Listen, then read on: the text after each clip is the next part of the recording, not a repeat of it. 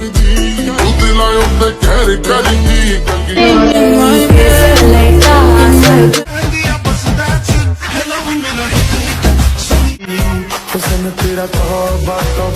Guys, কেমন আছেন সবাই? আশা করি ভালো আছেন। আজকের ভিডিওতে আপনাদের জন্য নিয়ে এলাম বাংলাদেশি টিকটক কাঁপানো ট্রেন্ডিং ধামাকাদার কিছু গান নিয়ে।